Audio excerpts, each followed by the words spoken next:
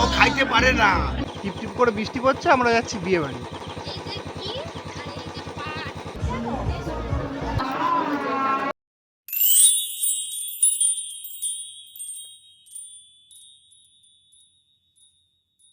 আজকের সকালটা খুব সুন্দর, মানে ঘুম থেকে উঠেই দেখছি এইরকম বৃষ্টি পড়ছে। আর একদম ফার্স্ট সকাল থেকেই বৃষ্টি শুরু হয়ে গেছে। তো ঘুম থেকে উঠে একটু ফ্রেশ হয়ে তারপরে এদিকে চলে এসেছি রান্নাঘরে। বিছানটা আগে গুছিয়ে নিয়েছি, ঘর ঝাড় দিয়ে তারপর রান্নাঘরে চলে এসেছি। আজকে চিংড়ি মাছ দিয়ে কিছু একটা করব ভাবছি, পটল চিংড়ি করব। তো দেখা যাক কি হয়। তো চিংড়ি মাছগুলো এতটাই ফ্রেশ ছিল, আর এই বর্ষাকালে প্রত্যেকটা মাছের মধ্যে একটা আলাদাই মজা থাকে। কি মজা বলো তো? প্রত্যেকটা মাছের পেটে ডিম থাকে এই বর্ষাকালে। আর এই চিংড়ি মাছটা সেই জন্য আমি খুব আস্তে আস্তে ছাড়াচ্ছি, যাতে ডিমগুলো খুলে খুলে চলে না যায়। কিন্তু দেখলাম যে না, ডিমগুলো তো জলে ধুলেই চলে যাচ্ছে। একদম চিংড়ি মাছের পেটের কাছে ডিমগুলো থাকে, খোলাটা ছাড়ালেই ডিমগুলোও খুলে যাচ্ছে। তাও অনেকটা সাবধানে আমি করছি। তো তার শেষে ছিল একটু ডিম। আর আমার চোখ মুখটা দেখে তোমাদের একটু অন্যরকম লাগছে, নিশ্চয়ই ভাবছো যে কি হয়েছে। তো আমার কিছুই হয়নি। আসলে রাত্রিবেলার দিকে মানে এমনই ওয়েদার যে ক্যাথা গায়ে দিলেও শীত করছে, আর যদি ফ্যান অফ করে দিই তাহলে আবার গরম লাগছে। তো বেশ হালকা কিছু একটা গায়ে দিয়ে আমি শুয়েছিলাম, তাও যেন শীত ভাঙছে না। তো সেই জন্য তোমাদের দাদাভাই আমাকে রাগাচ্ছে শীত কাতুরে বলে, তাই আমি একটু রেগে গেছিলাম। আর এদিকে দেখো, মাছটা ধুয়ে নেওয়ার পর নুন হলুদ মাখিয়ে আমি এখানে চলে এসেছি পটলটা কাটতে। আলু আর পটলটা কেটে নেব, তারপরে একে একে করে রান্না বসিয়ে দেব।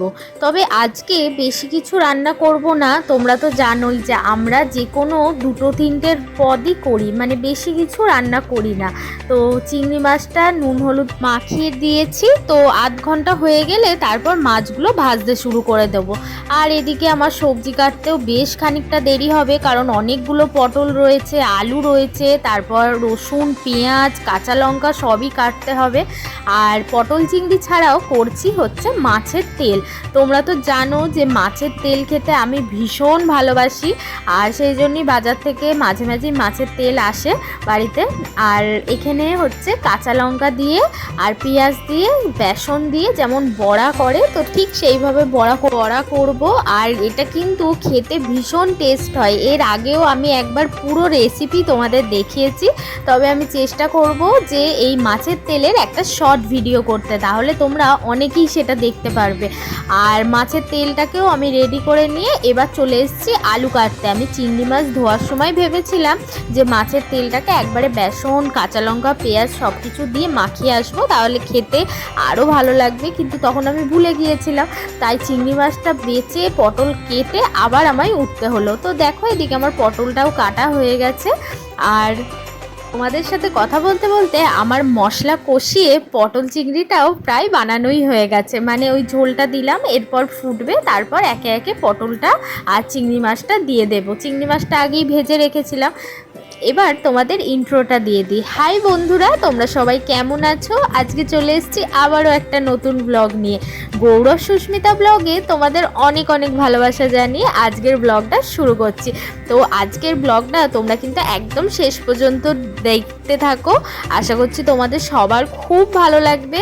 আসলে আজকে রাত্রিবেলা আমরা একটা জায়গায় যাব বলতে আমাদের একটা বিয়েবাড়ি ইনভিটেশন আছে, তো সেখানেই যাব। তো সেই জন্য বলছি ভিডিওটা স্কিপ না করে দেখতে থাকো। আর এই যে দেখো, এখানে পটলটাও আমি দিয়ে রেখেছি, আর ভেজে রাখা পটলটাও আমি তুলে রেখেছিলাম। তারপর ঠিক যেমন আদা রসুন পেঁয়াজ সব কিছু দিয়ে প্রতিদিনের মশলা জিরে গুঁড়ো ধনে গুঁড়ো গরম মশলা গুঁড়ো এইসব দিয়ে একদম পটলটা কষা কষা করে রান্না করেছি। আর এই যে আলু পটলগুলো এখানেই ভেজে রেখেছিলাম গামলাতে। আর এদিকে হচ্ছে ভাতটা, আর তারপর আমি একটা একটা করে মাছের তেলের বড়াগুলো ভেজে নিচ্ছি। আর দেখো, মাছের তেলের বড়াগুলো যখন আমি ভাজছি না, তখন এত সুন্দর একটা ফ্লেভার বেরোচ্ছে। তো ওই ফ্লেভারটার জন্যই মনে হচ্ছে খাওয়া হয়ে যাবে, মানে দারুণ সুন্দর একটা ফ্লেভার আছে। তো আমি ভীষণ ভালোবাসি। আর যদি এইভাবে ভাজি, মানে রসুন পেঁয়াজ বেসন সব কিছু দিয়ে কাঁচা লঙ্কা, তাহলে আরও সুন্দর খেতে লাগে। আর এই যে এদিকে তারপর স্নান করে পুজো দিয়ে চলে এসেছি খাওয়ার জায়গায়। তো খেতে বসে গেছি, আর তোমাদের দাদাভাইকে তাই বলছি যে অনেকগুলোই তো মাছের তেলের বড়া থেকে যাবে, রাতে তো আবার বিয়ে বাড়ি আছে, তাই তোমাদের দাদাভাই বলছে একটা কোটোই করে ফ্রিজে রেখে দাও, কারণ এতগুলো তো আর এখন খেতে পারবো না। আর এই যে আমার পটল চিংড়িটা কেমন দেখতে হয়েছে তোমরা কিন্তু অবশ্যই জানিও। পর আমরা খাওয়া দাওয়া করে নিই।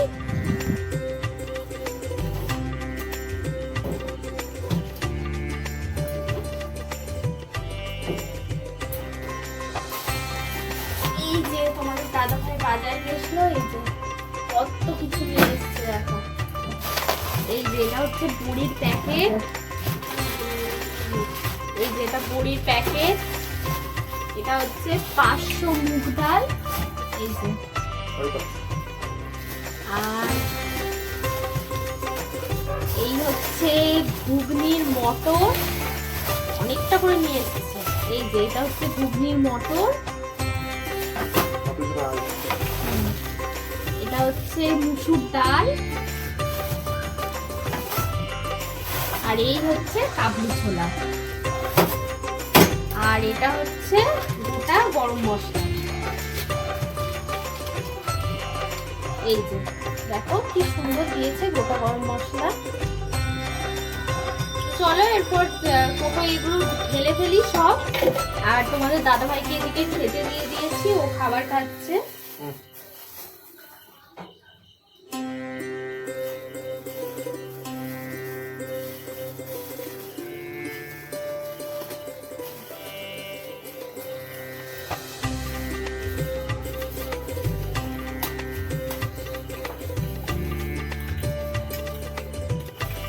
সন্ধেবেলা এদিকে তোমাদের দাদাভাইয়ের খিদে পেয়ে গেছে, তাই ওকে আমি রুটি বানিয়ে দিয়েছি। রুটি আর ওবলাকার যে পটল চিংড়িটা করেছিলাম, তো সেইটা দিয়ে রুটি খেতে খুব ভালো লাগছে, আর তাই তোমাদের দাদাভাইকে দিলাম। আমার আর কিছু খেতে ইচ্ছা করছিল না, তো ওর থেকেই আমাকে 2-3 গাল মতো দিল। তো ব্যাস এইটাই আমি খেয়েছি। তো আবার তো যাব বিয়ে বাড়ি, আর একটু পরেই বিয়ে বাড়ির জন্য রেডি হব। যেদিন হয়তো মাছ মাংস ভালো লাগে না, তো এরকম ডাল খেলাম, ডাল আলু ভাজা তো খুব ভালোবাসি আমিও, ও দুজনে আমরা খুব ভালোবাসি।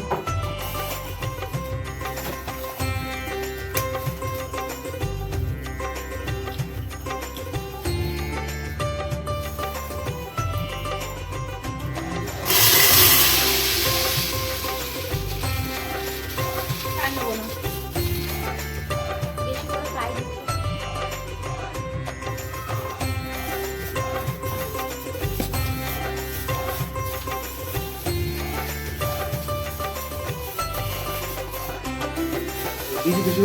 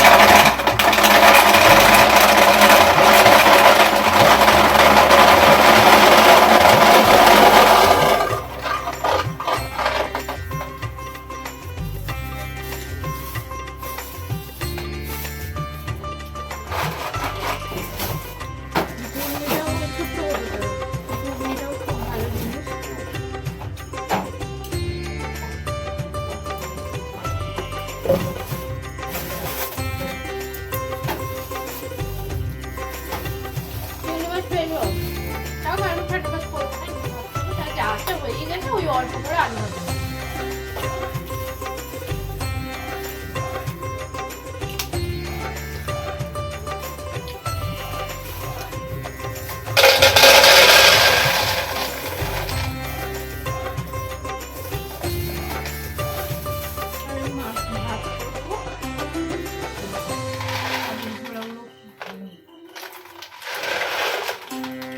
তরকারি করেও খাওয়া কত ভালো।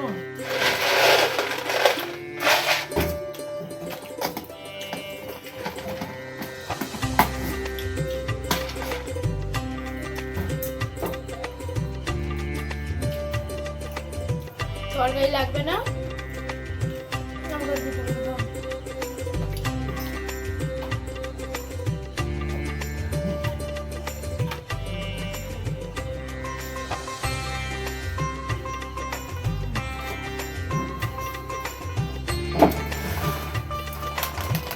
তো দেখো তোমাদের দাদাভাই সব 1 কিলো করে ডাল এনেছে, সব রকমের ডাল, ঘুগনির মটর, চানা মশলা, মাঝে মাঝে এটা খেতে খুব ভালোবাসি। আর কোটো কাটাগুলো সব আমার গোছানো কমপ্লিট। আর বিয়ে বাড়ি যাবো, হাতে যেহেতু একটু সময় আছে তাই পায়ের নেল পালিশটা হালকা ফেড হয়ে গেছে, তাই ভাবলাম একবার নতুন করে পরে নিই। তো দেখো তো কেমন লাগছে। আমি পায়ে সব সময় একটু ডিপ কালার পরি যাতে পায়ে বেশ ফুটে ওঠে, তো বেশ ভালো লাগছে কম্বিনেশন।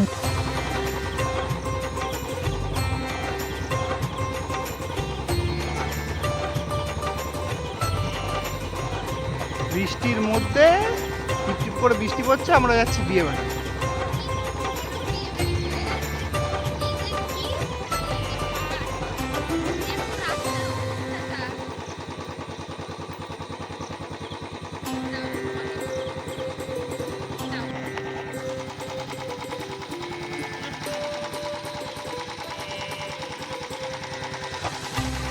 এই যে রাস্তার অবস্থা, এই যে দেখছো যেমন জল দাঁড়িয়ে গেছে,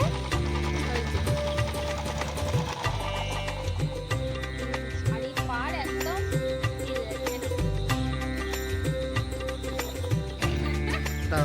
তো ব্যাস ফাইনালি আমরা পৌঁছে গেছি বিয়ে বাড়িতে। আর বিয়ে বাড়ির লাইটিংটা দেখো কত সুন্দর করেছে, মানে খুব ভালো লাগছে দেখতে। কিন্তু এই যে বলো, বর্ষাকালে বিয়ে হলে লোকে শাড়ি পরবে, সাজবে, মানে সমস্ত দিকেই জ্বালা। এইভাবে রাস্তায় যদি জল দাঁড়িয়ে থাকে আর আমার শাড়ির পাড় পুরো কাদা লেগে গেছে। তো এইখানে সব গেটটা করেছে আর এখানে সবাই ডান্স করছে। তো চলো তোমাদের আস্তে আস্তে দেখাচ্ছি নিয়ে গিয়ে। আর আমার অনেক দিন পর বিয়ে বাড়ি এসে বেশ ভালোই লাগছে। আর এখানে সবাই এখানে ডান্স করছে। আর এই দেখো কি সুন্দর ফুল দিয়ে গেটটা করেছে। আর এদিকে তারপর আমরা চলে যাব বর কনের সাথে দেখা করতে। তো দুজনকেই ভীষণ ভালো লাগছে দেখতে। তো ওদের কাছে গিয়ে আগে গিফট দিয়ে নিলাম আর তারপরে আমরা চলে যাব স্টলে। তবে স্টলে এবারে কিছুই খাবো না, মানে যেহেতু অনেকটাই রাত হয়ে গেছে, আমাদের আসতে প্রায় 9:30 বেজে গেছে। তো 9:30 যেহেতু বেজে গেছে তাই সকাল সকাল বাড়িও যাব, কারণ বৃষ্টি পড়ছে। আমরা তো বাইকে এসেছি, যদি বৃষ্টি বাড়ে তখন আটকে যাব।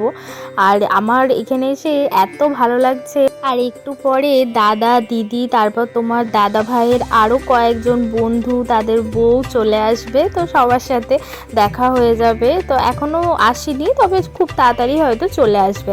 আর এই যে এটা হচ্ছে ভেজ পকোড়া। তো খুব ভালো করেছিল ভেজ পকোড়াটা, মানে দারুণ ক্রিস্পি ছিল, খুব ভালো খেতে ছিল। আর ফুচকা আর আমরা খাইনি। আর তারপর স্টেজটা যেহেতু একটু ফাঁকা ছিল তাই আমাকে তোমাদের দাদাভাই কয়েকটা ছবি তুলে দিল। আর তারপর দেখো এখানে বসে বসে গল্প করছি। আর গল্প করার পর প্রায় 1-1.5 ঘন্টা পর আমরা চলে এসেছি খাওয়ার জায়গায়। আর খাওয়ার জায়গায় এসে আমাদের বেশিক্ষণ লাইন দিয়ে দাঁড়াতে হয়নি, একদম এসেই বসে গেছি খেতে, মানে ফাঁকাই ছিল। আর এটা হচ্ছে দাদা আর দাদার এক বন্ধু, তো সবাই এদিকে ছিল। আর আমি আর তোমাদের দাদা ভাই একদিকে বসেছিলাম, পাশে তো দিদিরা ছিল। আর রান্নাবান্না নিয়ে আর কি বলবো, রান্নাবান্না তো ভীষণ ভালো হয়েছে। তোমরা তো শর্ট ভিডিওটা দেখেছো, আর শর্ট ভিডিওতে সমস্ত ডিটেলসে দেওয়া ছিল কি কি মেনু হয়েছিল। আর খাওয়া দাওয়া শেষে